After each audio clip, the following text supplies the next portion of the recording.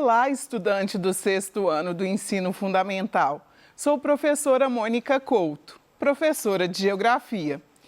Na última aula, conversamos sobre as paisagens, estamos fazendo um estudo mais minucioso sobre esses diferentes espaços do campo e da cidade. Na última aula, a gente pensou a transformação de uma paisagem natural em uma paisagem cultural. Ou seja, saímos de um espaço natural e fizemos uma análise até chegar nas transformações e nas mudanças, até a gente perceber a configuração de uma cidade.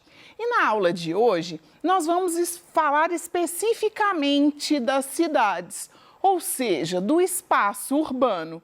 Lembrando que os nossos municípios, eles são o espaço onde a gente observa paisagens tanto do campo quanto da cidade, na maioria deles.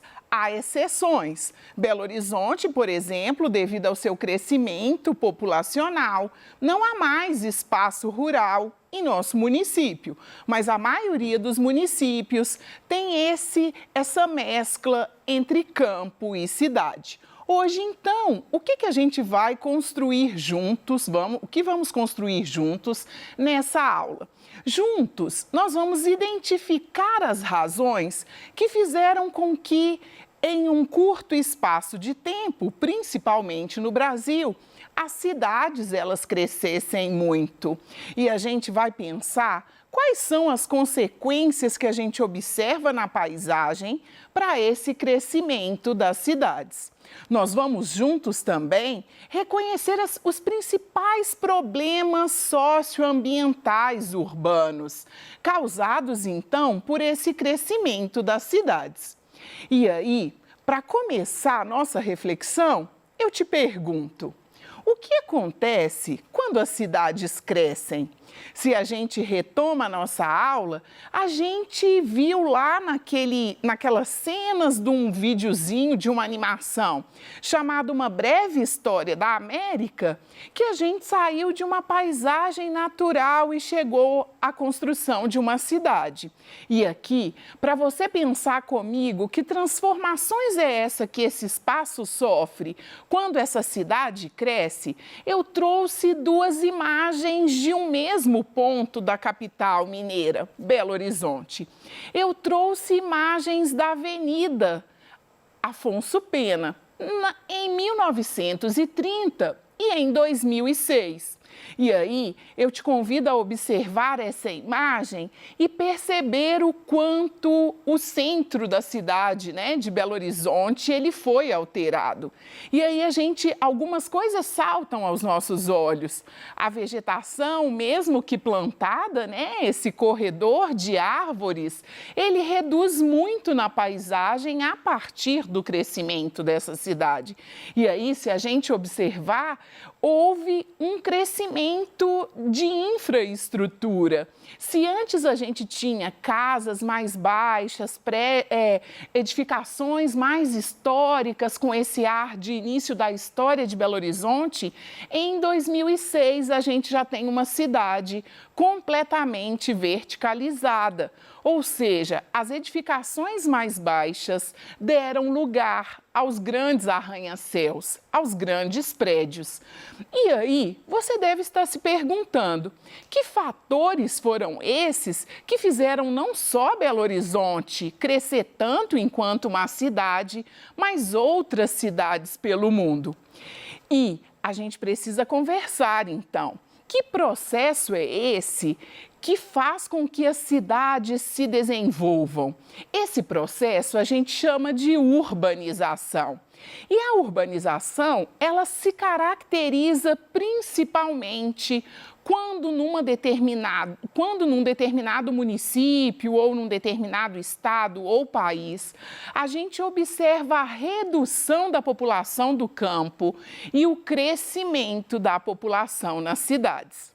Ainda assim, você deve estar se perguntando, se a urbanização é essa redução, da população do campo e o aumento da população nas cidades, nas áreas urbanas, o que fez com que essa população do campo migrasse então para as nossas cidades e as transformassem em grandes cidades. E aí, uma das coisas que mais caracteriza esse movimento, que quando ele é muito intenso, a gente o chama de êxodo rural, esse deslocamento do campo para a cidade, no Brasil ele foi influenciado principalmente por dois motivos. O primeiro motivo foi a concentração de terras no campo. E aí, o porquê dessa concentração de terras? A gente tinha muitos agricultores com pequenas propriedades, o que a gente chama de minifúndios. E eles viviam de uma agricultura familiar, eles plantavam diferentes tipos de alimentos, cultivavam a terra não só com um produto, mas com vários produtos. E, de repente, cresce a concentração de terra, ou seja, as grandes propriedades, os latifúndios, eles se expandem e acabam comprando a terra desses pequenos agricultores. Eles começam a não conseguir competir com essa produção, que além de ser em grande escala de um só produto, ela ainda faz uso da tecnologia. Então, um outro fator é a chegada das máquinas, a mecanização do campo, num contexto que a gente chama de Revolução Verde, quando a tecnologia trazida lá pela Revolução Industrial, ela chega no espaço do campo, no espaço rural, ela acaba favorecendo a migração dessa população. E uma outra coisa é que a cidade era esse lugar que fascinava. E aí a gente pode chamar essa ideia também, traz essa ideia de fascínio urbano. Se antes da população, imagina alguém que vivia no campo, não tinha acesso, por exemplo, à energia elétrica e de repente vê nesse espaço da cidade, além da concentração das indústrias, do comércio, além da possibilidade de moradia, ele ainda enxerga possibilidades de infraestrutura que vão trazer um determinado conforto. Então, esse fascínio pelo espaço urbano também é um motivo que promove essa migração. Aqui tem uma afirmativa: vivemos em um planeta urbano. E aí eu queria chamar a sua atenção que no mundo, mais de 50% da população mundial, e aí no gráfico a gente pensa o marco de 2010, mais de 50% da população mundial vive em áreas urbanas, vive nas cidades. Se a gente pensa o Brasil, hoje temos mais de 80% da nossa população residindo nas cidades. Então, olha o esvaziamento do rural brasileiro, o esvaziamento do campo no Brasil. E aí, você deve estar se perguntando, conversamos sobre as paisagens, todas as cidades têm as mesmas paisagens? Ou seja, são muito semelhantes? E a resposta, na verdade, elas apresentam grande diversidade? A resposta é sim.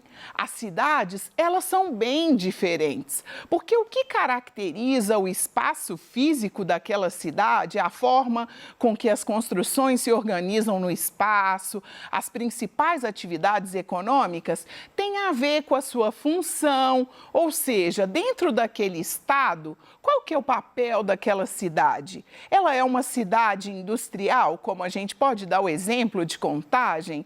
Ela é uma cidade turística? Você vê aí na imagem Ouro Preto. Ela é uma cidade como Nova York, que está aí na primeira imagem, que é uma cidade onde concentra atividades financeiras? Ou ela é uma cidade como Lagos, na Nigéria, que você aí vê representado, que existem paisagens que se aproximam das feiras livres e estão associadas associadas mais a um comércio local. Então, as paisagens da cidade, embora a gente esteja descrevendo o espaço urbano, é importante chamar a sua atenção, porque a sua cidade, aí onde você reside, pode ser bem diferente de Belo Horizonte, pode ser bem diferente de Contagem, vai ser bem diferente de São Paulo. Então, essa diversidade de paisagens, ela está associada, então, às características, à história e à função, então, dessa cidade. E aí, você deve estar se perguntando, essa cidade cresceu, a gente percebeu, teve questões relacionadas ao rural, que fez com que grandes contingentes migrassem, então, para as cidades. E aí você deve estar se perguntando, esse crescimento gerou algum tipo de problema? E então, a gente vai conversar sobre alguns desses problemas. O primeiro dos problemas são a expansão de moradias precárias. E aí a gente precisa conversar por que isso acontece. Então, quando vamos pensar a ideia de Brasil. Outros países da América Latina vão ter o crescimento urbano, a urbanização muito próxima. Se a gente pensa países da Europa, de outros continentes, foi uma urbanização que teve mais tempo, logo você tem menos problema de crescimento das periferias e das moradias precárias. Mas quando a gente pensa o contexto de Brasil, como essa migração de grandes contingentes, ou seja, um grande número de pessoas do campo para a cidade, aconteceu de forma acelerada, nem todas as pessoas que vieram do campo, elas conseguiram se fixar, por exemplo, pensando o acesso ao emprego. E a partir do momento que elas não tinham condições de adquirir, por exemplo, lotes em áreas onde o poder público, a prefeitura, liberava a ocupação, essa população ela acaba indo se concentrar em áreas, às vezes, de risco, em áreas de terrenos que o relevo não favorece, e aí a gente tem a formação dos aglomerados, das comunidades que a gente trata comumente como favela, né? Mas que a ONU hoje trata como cidades informais. Então, a gente está dizendo aqui daquela população que migrou para o campo, do campo para a cidade, mas não conseguiu acesso à terra na cidade. E aí a gente precisa lembrar que ela foi expropriada, ela perdeu a propriedade que ela tinha no espaço rural, muitas vezes, e na cidade, ainda assim, ela não consegue ter acesso. A deficiência no transporte urbano é um grande problema também das nossas cidades.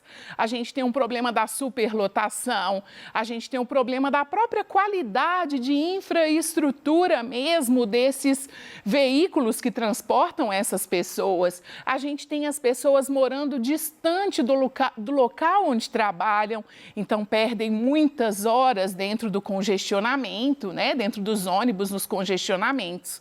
Um problema que está associado também às cidades é a carência de saneamento básico. Entenda saneamento básico como o acesso à água tratada e ao tratamento de esgoto.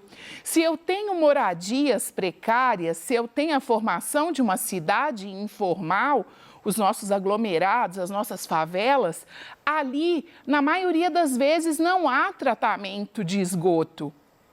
Às vezes a gente consegue o acesso à água tratada, mas não significa também que nas outras áreas da cidade esse tratamento de esgoto seja feito de forma adequada. Porque o que a gente percebe nas nossas grandes cidades? Os rios e os córregos se transformam em esgoto a céu aberto ou às vezes se transformam em avenidas sanitárias, quando a gente os cobre e faz virar avenidas. Então, um grande problema e um desafio, para pensar cidade sustentável é essa questão do saneamento básico.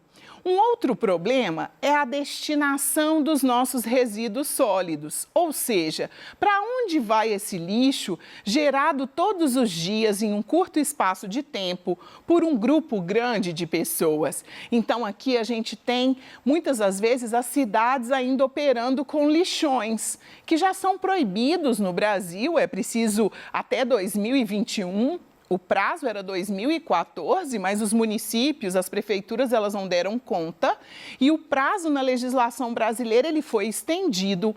Toda cidade tem até 2021 para transformar seus lixões em aterros sanitários, porque lixão é simplesmente recolher nas nossas casas e depositar em algum lugar. E aí a gente precisa pensar a contaminação do solo.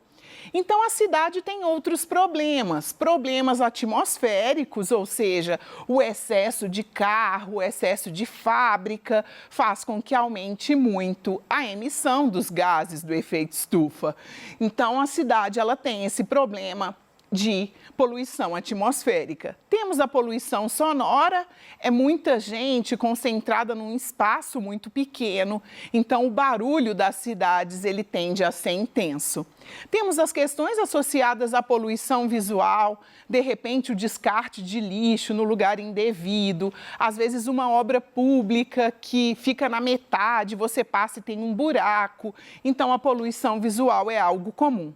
E as ilhas de calor, só trazendo um fenômeno aí bem específico das cidades, dos centros das cidades, como você observa aí no gráfico, é a elevação da temperatura na área central.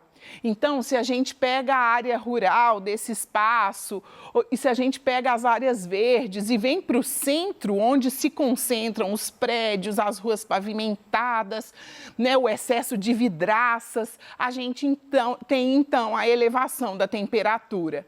Por quê? Não há dissipação dessa poluição atmosférica e há elementos na paisagem que retêm o calor. Logo, a temperatura pode variar até 10 graus em relação a outras áreas da cidade. Em Belo Horizonte, isso fica claro quando a gente vê nos noticiários o pessoal dizendo do clima e dizendo que na Pampulha, por exemplo, está 14 graus, quando no centro de Belo Horizonte está 21. E aí se justifica pela massa de água da lagoa, se justifica pelas áreas verdes do entorno.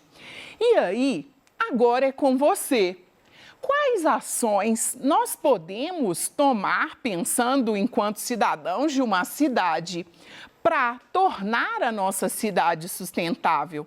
Dissemos que o lixo é um problema, então podemos reduzir o nosso consumo, podemos reaproveitar, podemos recusar, inclusive, aquilo que não vamos precisar. Por que a gente precisa levar aquele tanto de embalagem para casa se, de repente, a gente pode levar nossa própria sacola? E aí, aqui, para completar essa nossa reflexão, eu trago algumas características de uma cidade que pode ser classificada como sustentável. Ela é uma cidade que destina corretamente o lixo, que oferece um tratamento de água e de esgoto, mas sem prejudicar o abastecimento desses mananciais. Ela reaproveita a água da chuva, ela é uma cidade que faz uso da energia solar, por exemplo, pensando as fontes de energias renováveis e alternativas. Elas ofertam um transporte alternativo e de qualidade. Então, o quanto é importante irmos a pé, se for próximo, irmos de bicicleta, se for possível, darmos carona para não precisar sair cada um em um carro, usarmos os transportes coletivos. E é uma cidade que precisa também garantir espaços de convivência, de cultura e de lazer. Então, chegando ao final da nossa aula, o que a gente consegue levar para responder lá as atividades do nosso PET? A gente consegue levar que as cidades na atualidade, elas abrigam mais de 50% da população mundial. Chamando a sua atenção, no Brasil, mais de 80% da população já vive nas cidades. A gente viu que o crescimento acelerado das cidades, ele causa problemas tanto de ocupação do território, quanto problemas ambientais. E você percebeu aqui comigo que na condição de cidadão, eu e você temos um papel importante para contribuir para que nossas cidades se tornem cidades sustentáveis. Então, pense em pequenas ações que você possa fazer no seu cotidiano para fazer com que a sua cidade se torne uma cidade sustentável. Uma dica é se organizar e ir atrás do poder público para buscar a melhoria desse seu espaço de vivência. Então, aqui fica um GIF, né, com essa transformação do espaço das cidades. As nossas cidades, elas se transformam todos os dias. Aprecie a sua cidade, cuide dela e até a próxima aula.